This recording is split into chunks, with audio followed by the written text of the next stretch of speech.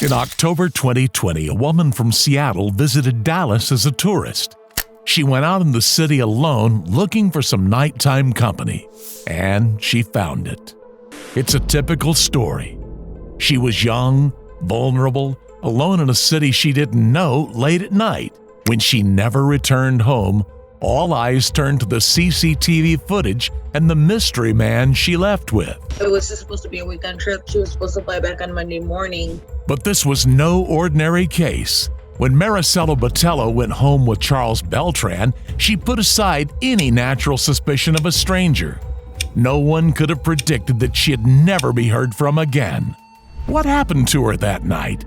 And was it a mistake to trust this stranger? A jealous rage, an escape to Cambodia, and a murderous menage a trois. This is the truth of Marisela Botello's disappearance.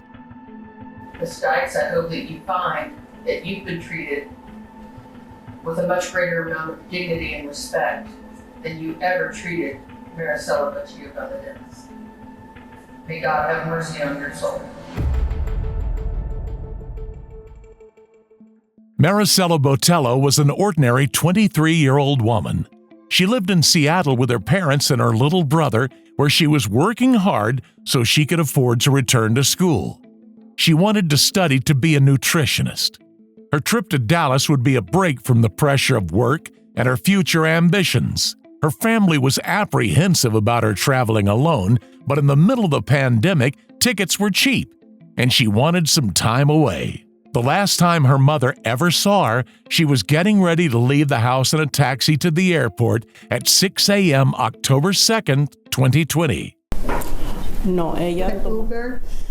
She left at 6 a.m. and I saw her when she was picking up her suitcase, and she was so happy that she was coming to Dallas. Marisela was booked on a flight back to Seattle on Monday morning, October 5th. Her last night away, the Sunday night, she wanted to make the most of being away from home. But her friend Raul Ortiz had passed out outside his apartment after partying a little too hard. She wasn't ready for the night to finish, so she went outside into Deep Ellum to party alone. Marisela's mother described her as friendly and joyous. She believed the best in people, outgoing and outspoken, and so it was no surprise that she got talking to the people she met outside bars that night in Deep Ellum. Charles Beltran was one such person. This security footage of the two of them in a 7-Eleven after leaving the bar is the last sighting of Marisela Botello. That is, until her body was discovered 6 months later.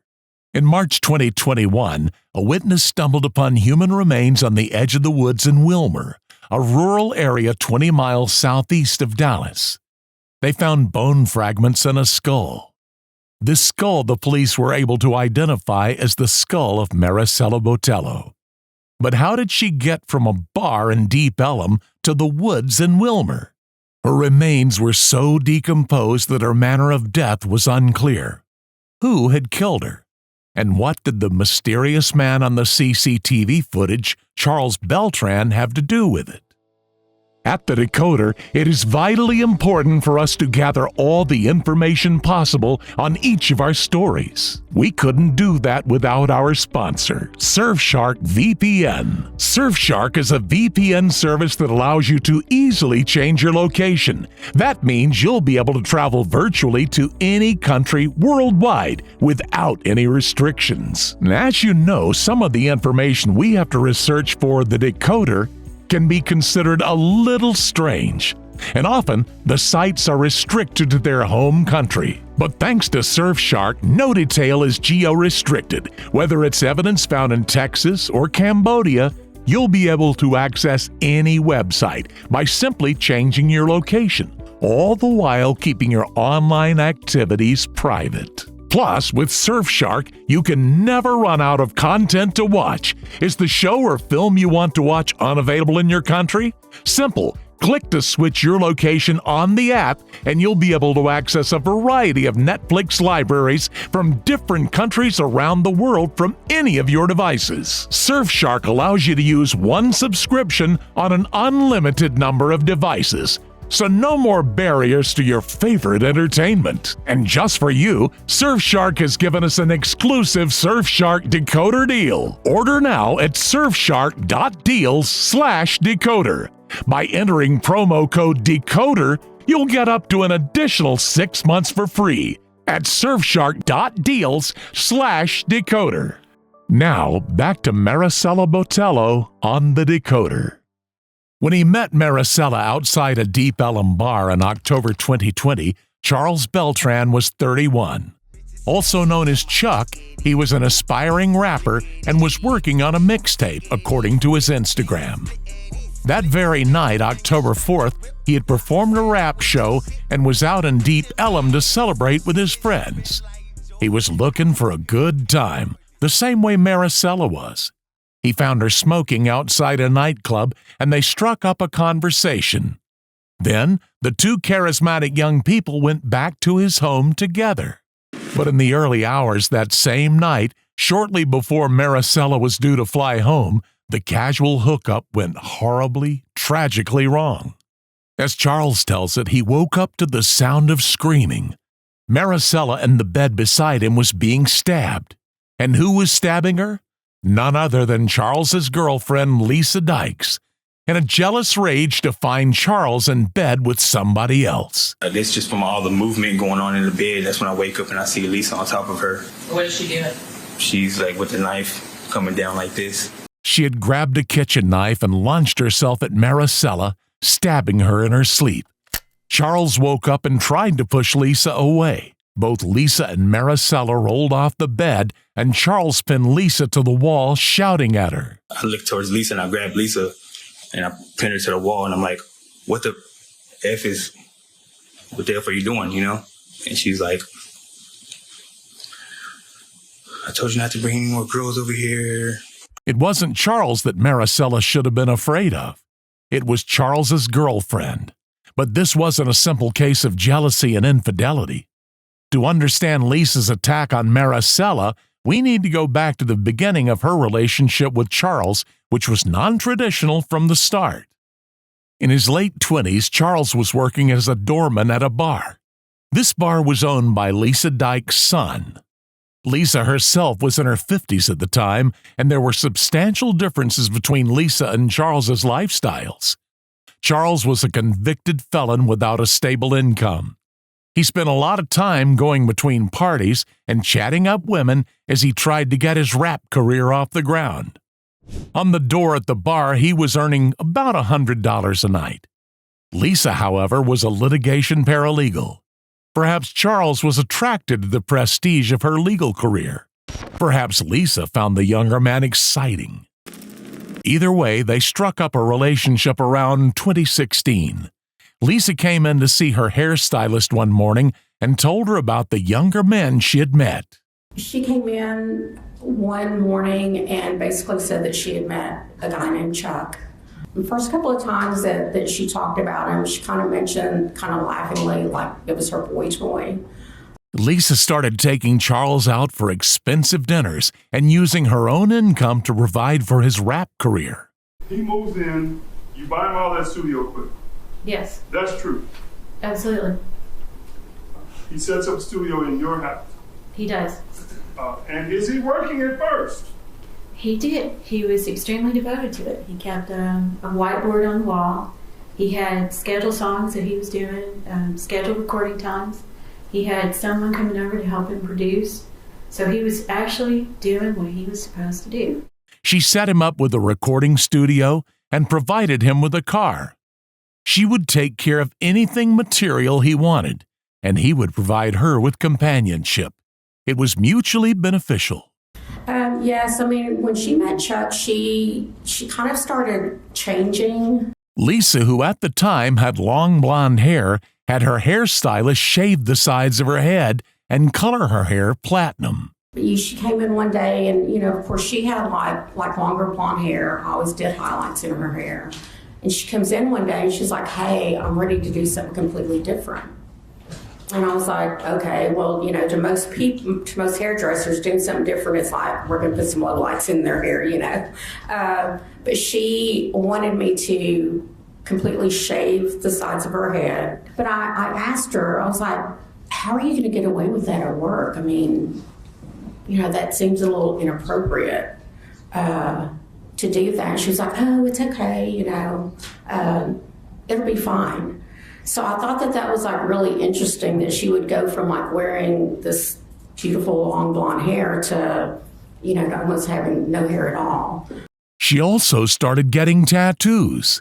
This was a drastic change that didn't fit with her professional circumstances as a woman with a serious legal career, but instead suggested she was getting in touch with a wilder side of herself. Chuck has a lot of tattoos, doesn't he? Yes. In fact, the one that's right there on your wrist, if you'll show that to the jury, please. And we're talking about the one right there on your wrist, right? Mm-hmm. This one right there. Right. You're aware that Chuck has that same tattoo, doesn't he? He does. Yes, he does. Okay. So you are a 57-year-old woman investing in a rapper's career. You don't have any personal relationship at all, but you get a matching tattoo. The tattoo is actually the logo for the business that I started for him, that I'm invested in, math class. That's what the tattoo is. Lisa was also becoming less responsible. Her daughter Chelsea had been living with her when she met Charles.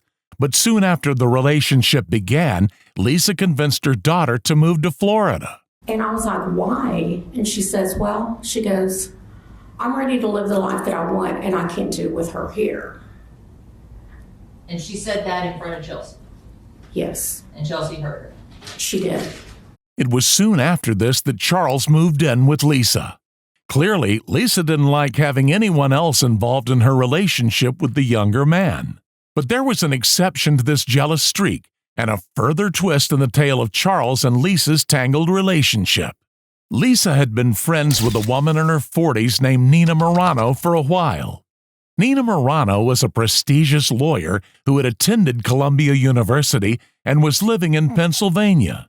In 2019, Lisa began talking about her friend Nina almost constantly, while she rarely mentioned Charles. Nina would come to visit her in Texas, while Lisa occasionally went to see her in Pennsylvania as well. It was all about her and Nina. So one day she came in and she told me that Nina was coming in town.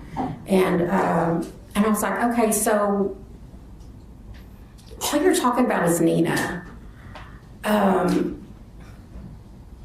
Are y'all together? And she goes, well, yeah. And I was like, yeah, but girl, you're not into women.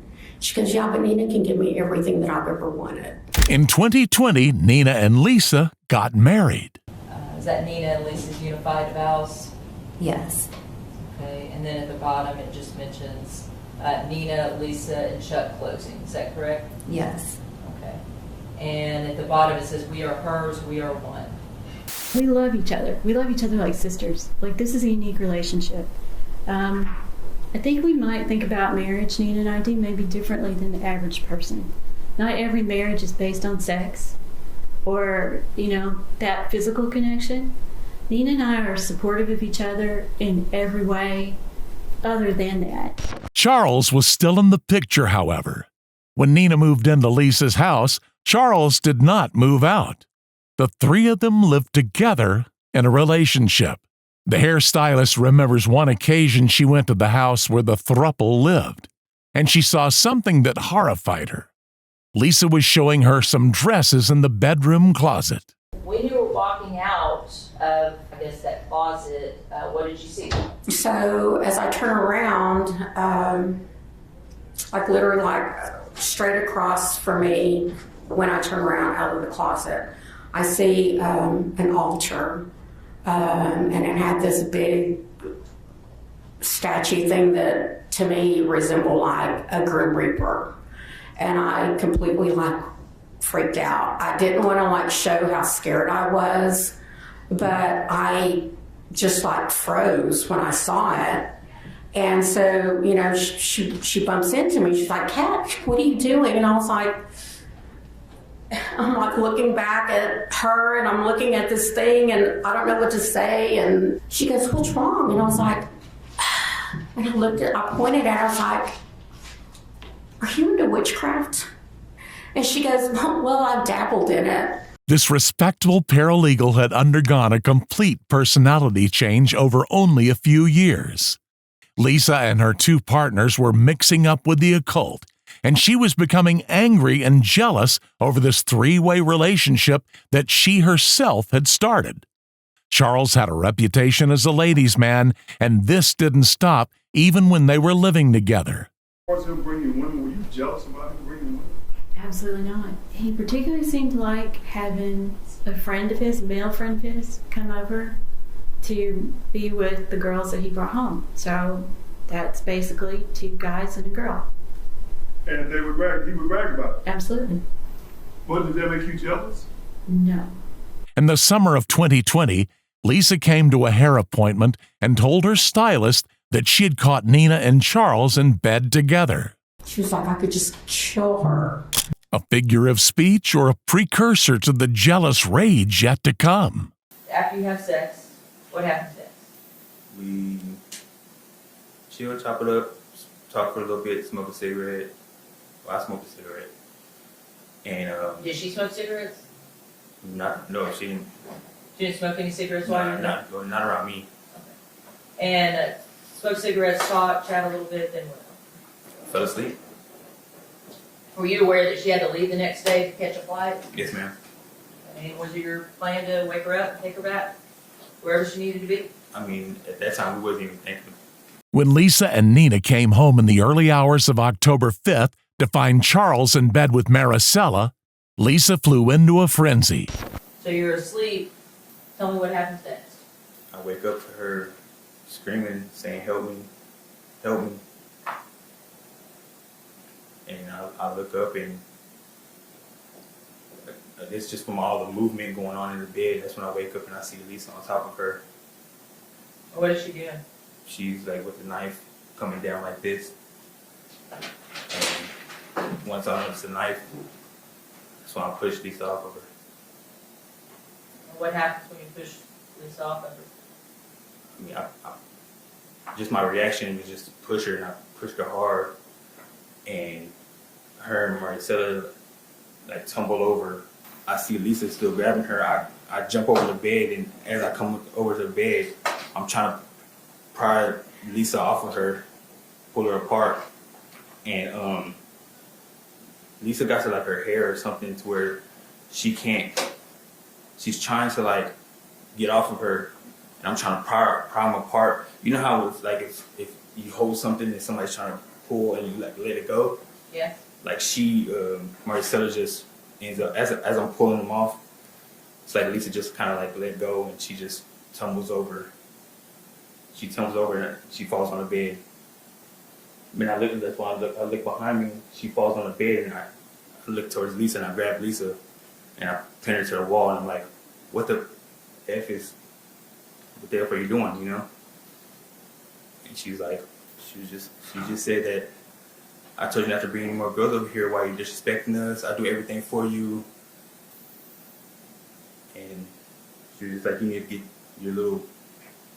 Say it. Your little bitch, and y'all need to leave now. I said, that's all you had to say, you know. And as I turn around, I'm fixing to tell Marisela, like, let's go. And she's just there. In my mind, I'm like, this can't be happening. I go to the restroom. I come out of the room, and I come to the restroom, turn the light on. I throw water on my face, trying to like tell myself like, wake up, you know, like this is not happening. Throw water on my face, and that's when I realized I'm still naked. I drop the towel, I put the towel on, come back in, and Lisa's just still standing there, like just looking at her, just staring at her. Charles first told Lisa they had to call 911, but Lisa refused. I could hear her saying something, like I can't recall what she's saying, but it sounds like she's saying like, what did I do? As I come in, like I see the whole scene again, and I yell at Lisa. I'm like, Lisa, and she's like not snapping out of it. She's just like staring. I'm like, Lisa, you have to call 911. She was like, no, like like, hold on, think about what you're doing before you do it. And to me, like, registering that, I was just thinking about the whole scene. Like, I'm with her, I'm the last one with her, she's in my room. You know, it looks like I did something. So, yeah, I was just like, you need to figure this shit out. You told me to leave, like, you did this shit, like, you need to, I'm gone. You know what I'm saying? I can't deal with this. Like, it was just so much to deal with. And I put my clothes on and grabbed my stuff and left. At first, Marisela's family and the police were clueless as to what had happened to her. Lisa and Nina, who worked together to cover up the crime, were smart, but evidence remained. An analysis of phone records showed that all four parties, Charles, Nina, Lisa, and the victim, Marisela, had been in that same house on the morning of October 5th. Phone records also showed that Nina and Lisa had traveled together to an area south of Dallas that same night, a wooded area, for disposing the body. When he returned a few days later, no sign of the crime remained, and the body of Marisela, who had simply picked the wrong man to go home with that night, was gone. At some point in the days after, did you talk to her? Yes, ma'am. And when you talked to her, was Nina on the phone as well? Yes, ma'am. And what did y'all say? They were just asking me, where have I been? Am I okay? Come back home. Everything's okay. And when they said come back home, what did they tell you about how the home was? They said it's back to normal. Everything's good. Just come home. Did they tell you what happened to Marisela? No, ma'am, but I mean, I figured Did you return back to the house? eventually I did. And what did you do when you returned? I didn't want to be around them, so I went when they weren't there. I packed me some clothes and stuff and left. What did your room look like? Spotless. Like nothing ever happened.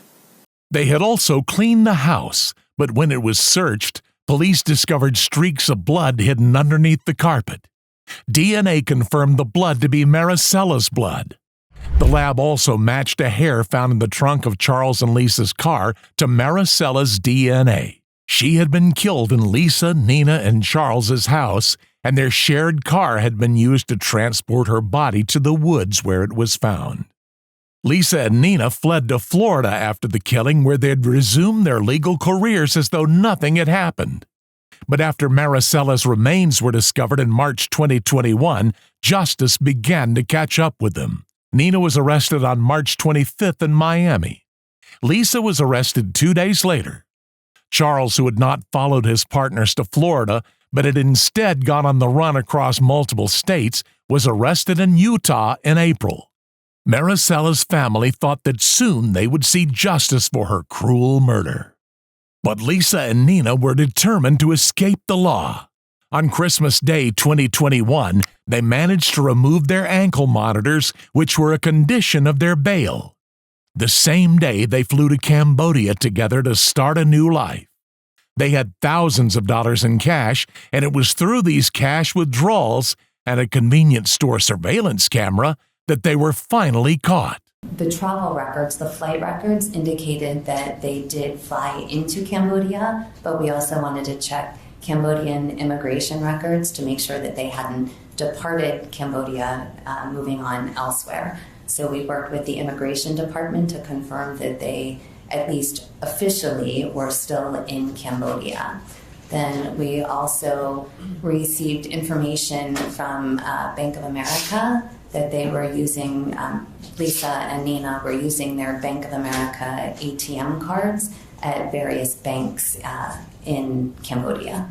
All three of them faced trial, but in the end, it was Lisa who was at the center of this case. Lisa, whose jealousy and strange possessive behavior had led to such a tragedy. The cases against Nina and Charles were dropped as they pled guilty to evidence tampering, and Charles testified against Lisa. But Lisa denied it all. Was it a love interest thing? No, Chuck was and continued to always be a business interest that went sideways. Did you go into the room and stab Marisela? No, Did you struggle with Marisela? no, absolutely not. No. Did you argue with Chuck about Marisela? No, Had you ever met Marisela? no. She denied she'd even met Marisela Botello or that she and Nina had been in a physical relationship with Charles. Lisa let her hair grow long again in its natural color, reversing all the dramatic changes her stylist noticed as her relationship with Charles deepened. Only by denying who she'd become over the years of her infatuation with him could she deny the jealous rage that had led her to kill an innocent 23-year-old. If she portrayed herself as a respectable paralegal in an ordinary monogamous relationship with her wife, Nina, she'd have no reason to be jealous in the first place.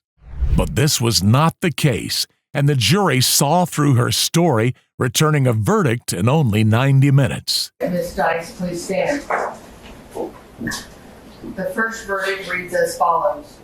We, the jury, having heretofore found the defendant, Lisa Jo Dykes, guilty of the offense of murder as charged in the indictment, and not having found by a preponderance of the evidence that such offense occurred while the defendant was under the immediate influence of sudden passion arising from adequate cause, assess her punishment at life in the institutional division of the Texas Department of Criminal Justice and a fine of $10,000.